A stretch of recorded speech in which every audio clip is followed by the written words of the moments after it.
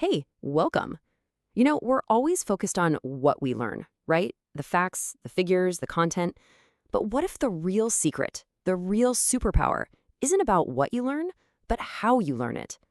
That's what we're diving into today. A way to turn anyone, and I mean anyone, from just a student into a master of their own learning. So let's just jump right in with a pretty mind-blowing question. Everyone in education is searching for that silver bullet, the thing that actually speeds up learning. So what if I told you there was a single strategy, something you can actually teach, that adds a full 8 months of learning to a school year? I know, it sounds a little crazy, right? Almost impossible. Well, it's not. It's absolutely real. The answer is something called metacognitive strategies, and the research on this is just crystal clear. The impact is huge. 8 months. Think about that for a second. That's almost a whole extra school year's worth of progress, but packed into the regular calendar. It just goes to show you the incredible power of learning how to learn. All right, so here's how we're going to break this all down. First, we'll look at why we're calling this a superpower and the proof behind it. Then, we'll get into what thinking about thinking actually is. After that, we'll get practical with a playbook for how to use it, see a real-world example, and finally, look at how you go from being a total beginner to a master at this. So, first things first, why a superpower? Well, that 8-month jump we talked about, that's no accident. Let's really dig into the research that backs up this incredible claim. Okay, check this out. The work from a really well-known researcher, John Hattie, is just so compelling. He calculated what's called an effect size for these strategies, and it came in at 0.69. Now, to give you some context, in education research, anything above zero point 0.4 is considered pretty darn good, a significant impact. So a 0.69? That's huge. It's one of the most effective things you can possibly do. And this really gets to the heart of it all. This isn't about piling on more homework or memorizing more stuff. It's about teaching students how to teach themselves. Metacognition is the toolkit that lets them tackle any learning challenge. It's a total shift, really. The teacher stops being the one with all the answers and starts being the coach who helps the student find their own. All right, so let's tackle this word, metacognition. I get it. It sounds super academic, maybe even a little scary. But trust me, the idea behind it is something you probably do every day without even realizing it. This is really all it is. It's the ability to step outside of your own head for a second and just look at how you're thinking. It's you asking yourself, hang on, do I actually understand this? Or is there a better way I could be doing this? Or, okay, that didn't work. What can I try next? You basically become the director of your own thoughts. And this quote from the source material just nails it. The second you become aware of how you learn, everything changes. You're not just a passenger anymore, hoping you end up at the right destination. Nope, you're in the driver's seat. You get to decide which way to turn.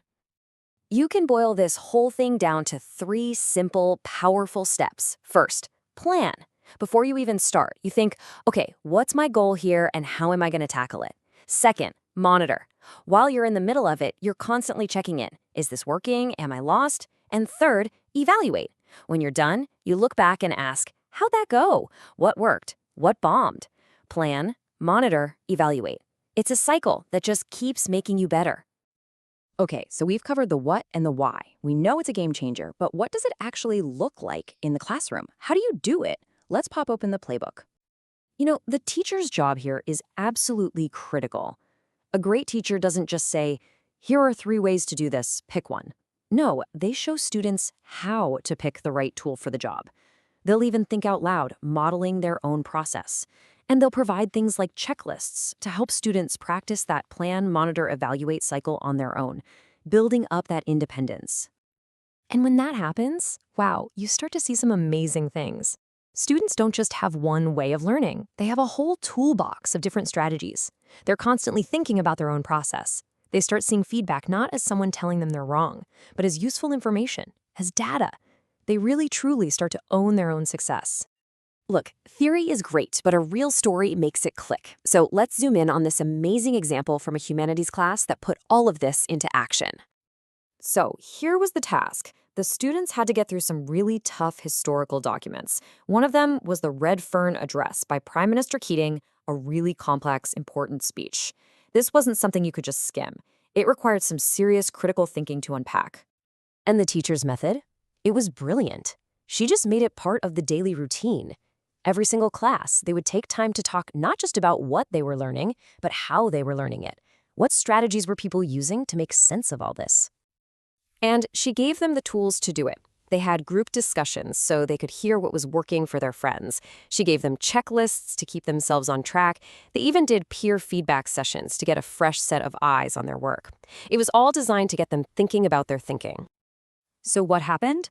Well, the results were just incredible. Exactly what all the research says should happen. The source material says the students became, and I'm quoting here, increasingly articulate about their own thinking. They weren't just guessing. They could actually explain why they were taking a certain approach.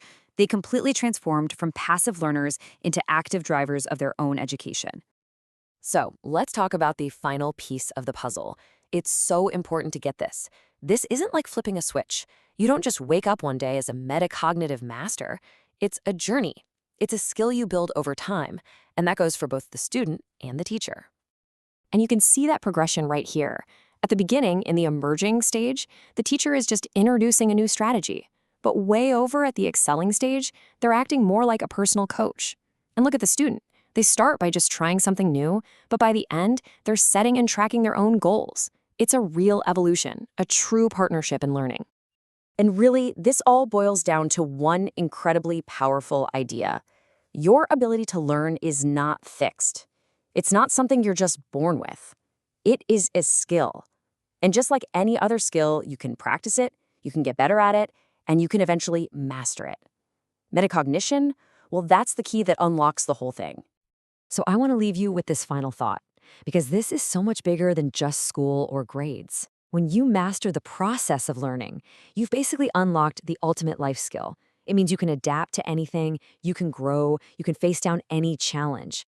So let me ask you, if you can master how you learn, what can't you achieve?